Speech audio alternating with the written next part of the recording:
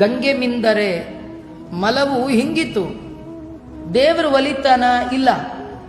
ಭಾಗವತರ ಸಂಘ ದೊರಕದೆ ಅಂತ ನೋಡಿ. ಗಂಗೆ ಹೊರಗಿನ ಕೊಳೆಯನ್ನ ಮಾತ್ರ ಕಳೀತಾಳೆ. ನಮಗೆ ಕೊಳೆ ಹೊರಗಿರೋದಕ್ಕಿಂತಲೂ ಒಳಗಿರೋದೇ ಜಾಸ್ತಿ. ಒಳಗಿರೋ ಕೊಳೆ ಕಾಣಬಾರ್ದು ಹೇಳಿ ದೇವರು ಒಳ್ಳೆ ಚರ್ಮ ಕೊಟ್ಟಿದ್ದಾನೆ. ಆ ಚರ್ಮದ ಮೇಲೆ ಡ್ರೆಸ್ ಕೊಟ್ಟಿದ್ದಾನೆ. ಆ ಡ್ರೆಸ್ಸು ಚರ್ಮದ ಮಧ್ಯೆ ಬೇಕಾದಷ್ಟು ಅಲಂಕಾರಿಕ ಸಾಮಗ್ರಿಗಳನ್ನು ಕೊಟ್ಟಿದ್ದಾನೆ.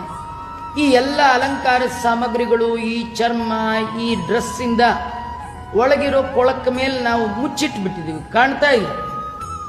ಅದರೊಳಗೂ ಏನು ಮಾಡಿದ್ರೂ ಕಾಣದೇ ಇರೋ ಕೊಳಕು ಮನಸ್ಸಿನೊಳಗಿದೆ, ಮಾತಿನ ಒಳಗಿದೆ, ನಮ್ಮ ಹೃದಯದ ಒಳಗಿದೆ. ಈ ಕಲಿಯ ಮಲ, ಒಳಗೆ ಅಂಟಿದ ಕೊಳೆ, ಇದನ್ನು ಕಳಿಯೋದು ಹೇಗೆ? ಇದಕ್ಕೆ ಒಳಗೆ ನೀರು ಹಾಕಿ ಸೋಪ್ ಹಾಕಿ ಕ್ಲೀನ್ ಮಾಡ್ಲಿಕ್ಕಿಲ್ಲ. ಹಾಗಾದ್ರೆ ಇದನ್ನು ಕ್ಲೀನ್ ಮಾಡುವಂತ ಒಂದೇ ಒಂದು ನೀರು ಅಂದ್ರೆ ಶ್ರೀಮದ್ ಭಾಗವತ. ಯಾಕಂದ್ರೆ ಭಾಗವತ ಮೇಲ್ ಬೀಳಲ್ಲ, ಒಳಗೆ ಹೋಗುತ್ತೆ. ನೀರು ಮೇಲ್ ಬೀಳತ್ತೆ, ಒಳಗೆ ಹೋಗಬಾರ್ದು. ನೀವು ಸ್ನಾನ ಮಾಡುವಾಗ ಅಂದ್ಬಿಟ್ಟು ಎಲ್ಲ ನೀರು ಬಾಯಿಗೆ ಹಾಕೋತಿರೋ, ತಲೆ ಮೇಲೆ ಹಾಕೋತಿರೋ. ಅದು ಒಳಗೆ ಹಾಕೊಳ್ಳುವಂಥದ್ದಲ್ಲ, ಮೇಲ್ ಹಾಕೊಳ್ಳುವಂಥದ್ದು. ಭಾಗವತ ಮೇಲಲ್ಲ, ಕಿವಿ ಒಳಗೆ ಹಾಕ್ತಕ್ಕಂಥದ್ದು. ಭಾಗವತ ಶುಕರ ಬಾಯಿಂದ ಬಂದದ್ದು. ಶುಕಾಚಾರ್ಯರಂದ್ರೆ ರುದ್ರದೇವರು.